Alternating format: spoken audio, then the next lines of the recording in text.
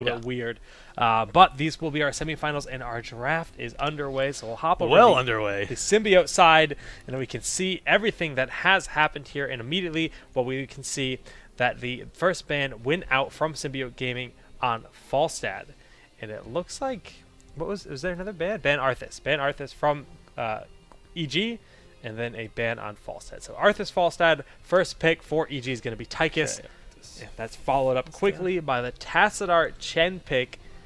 Both transformation heroes here for Symbiote Gaming. Yep. And Stitches Brightwing already thinking, hey, look, Brightwing's a solid pick. If they want to do something cheeky with Rhaegar, I mean, Tassadar Chen Rhaegar is really strong. They grab Stitches Brightwing. And then, this is mega fast. I wanted to get the production here, but Val Illidan was then picked up as well. So we see that. And we can see on the other side of things for EG.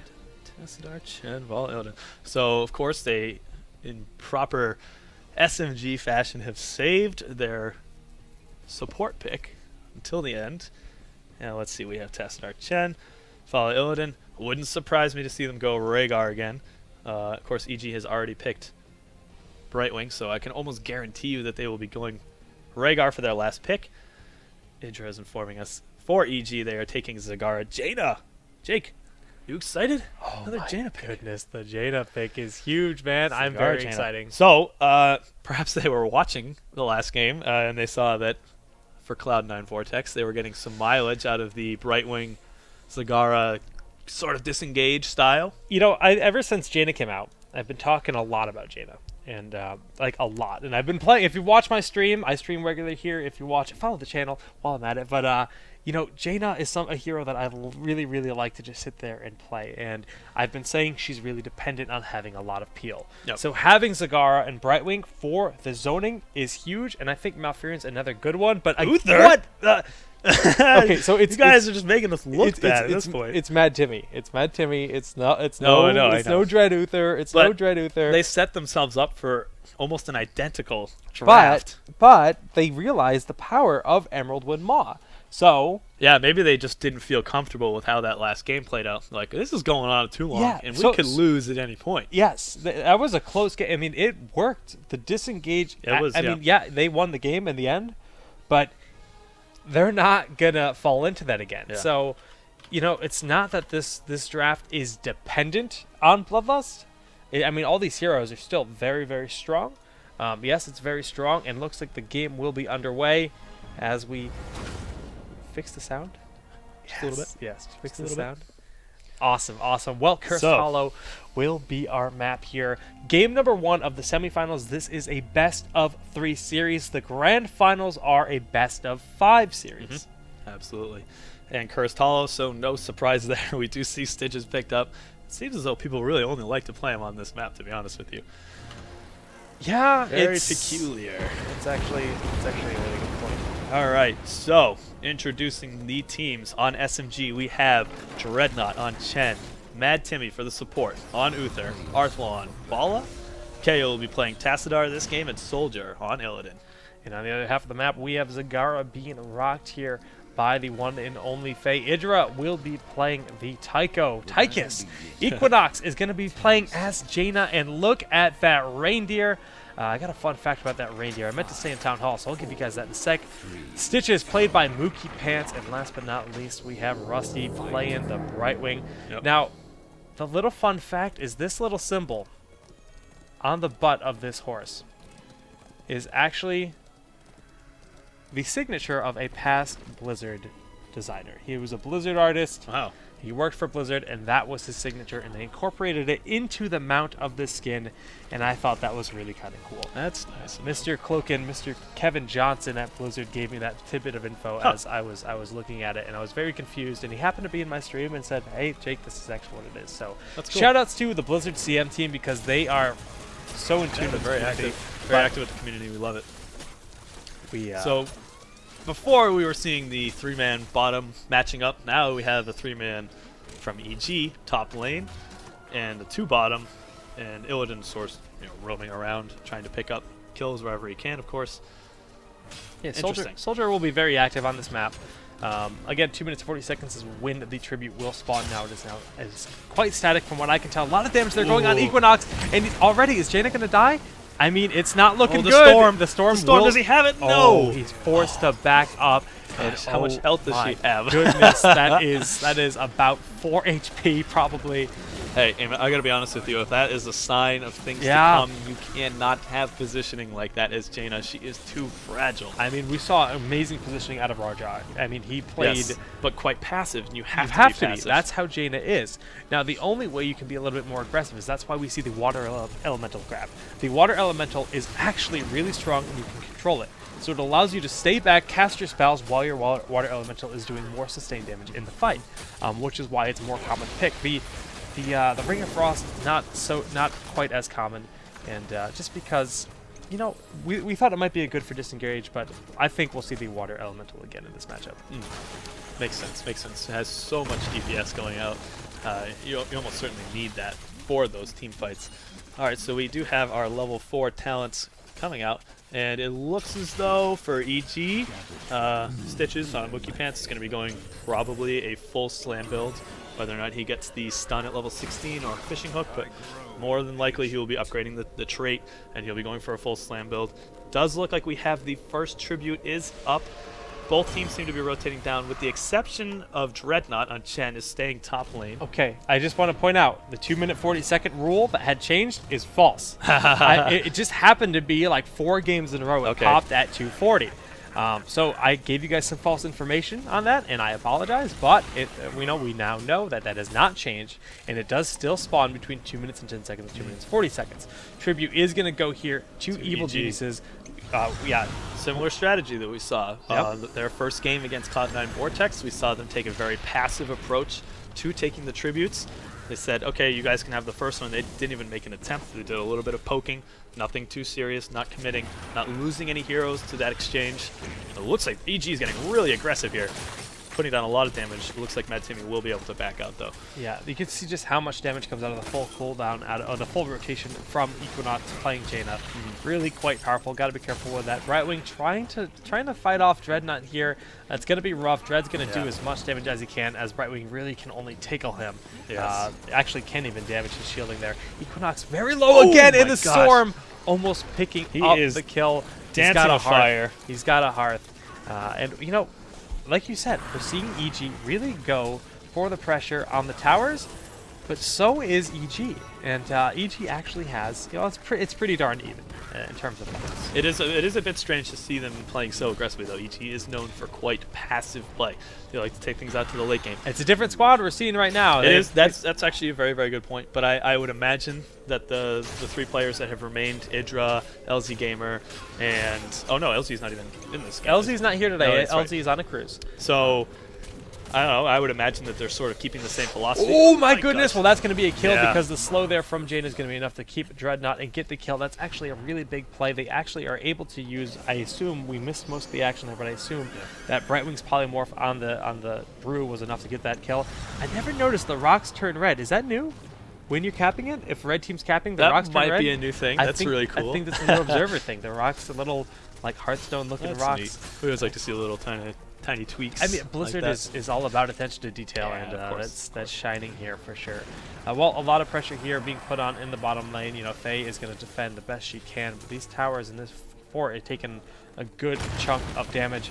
Same thing here in the middle lane, but for the opposite side. So very aggressive pushing strategies from both teams. When but that's a nice thing I like to see, because the change in the experience, the way the experience works for the town hall. It matters now to actually take chips away, take those towers. You're getting yourself experience. It's cool. It's cool to see how teams are shifting around these small changes, or seemingly small changes, to the meta of the game. Tried to zoom in on the butt of the reindeer to show you guys the logo again, but the reindeer just vanished.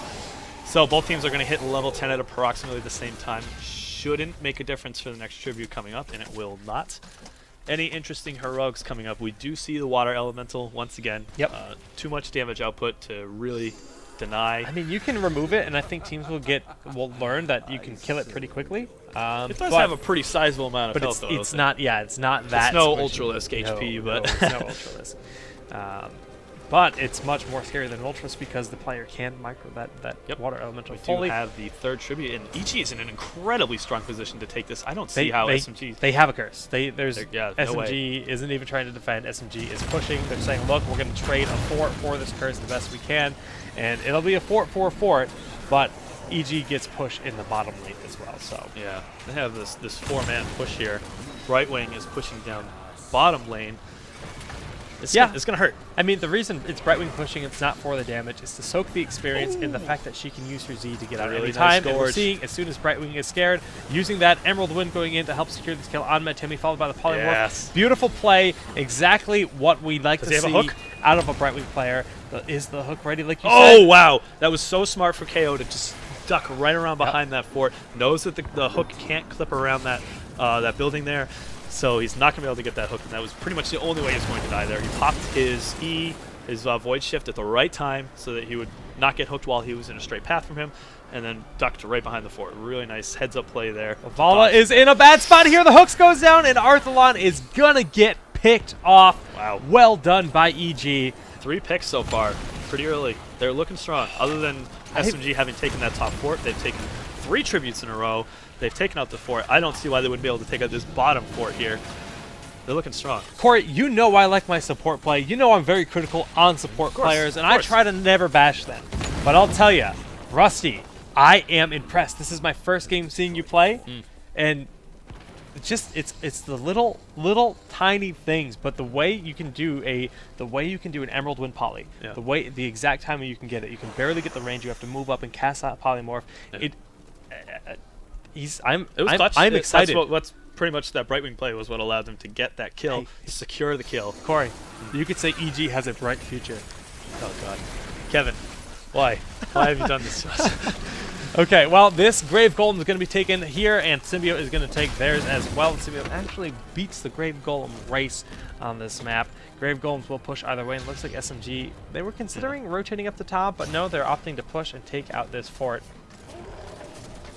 And see how much they can get done with this Golem. But you know what?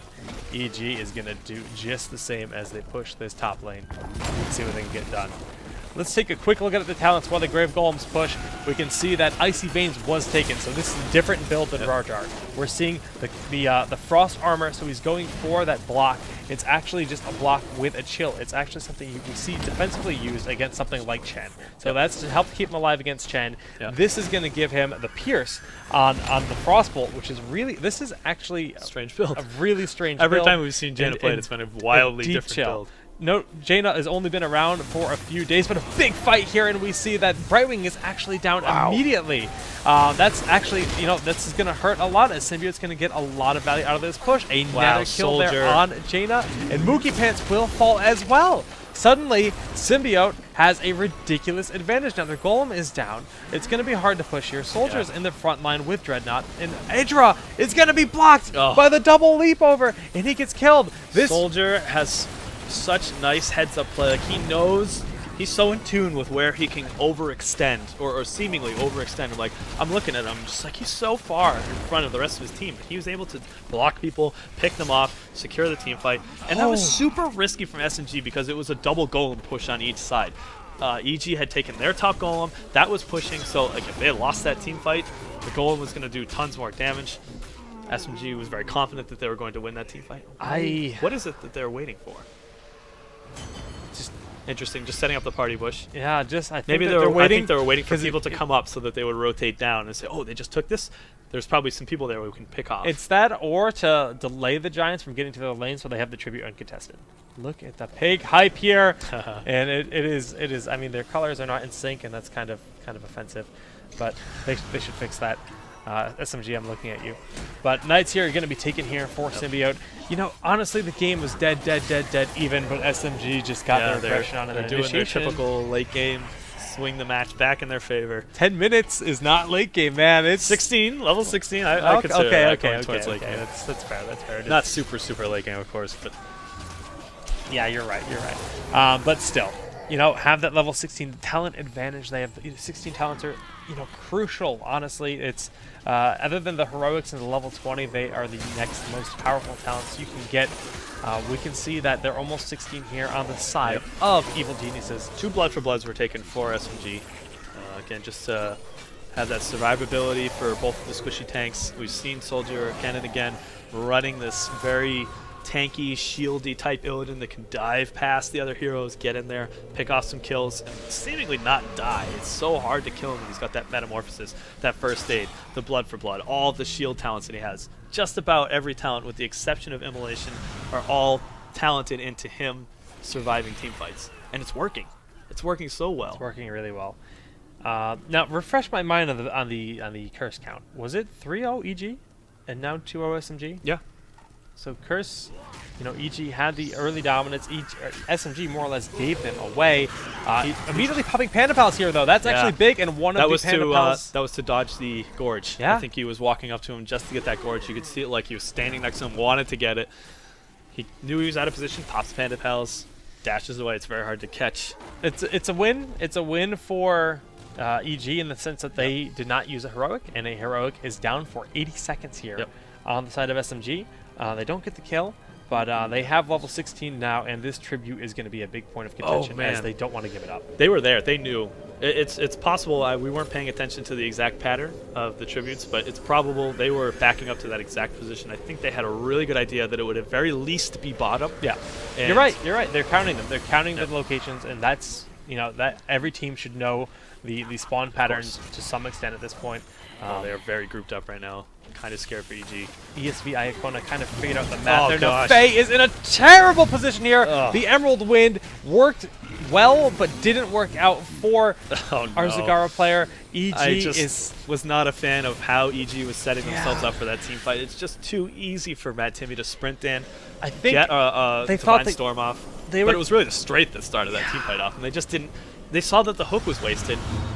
Mookie did take Pulverize, but he knew the spacing on it well enough that he could just, dance around it, deal all that damage to Strafe, and then Faye immediately was downed from that Strafe, and then everyone else was able to chain in their heroics, just clean the game up.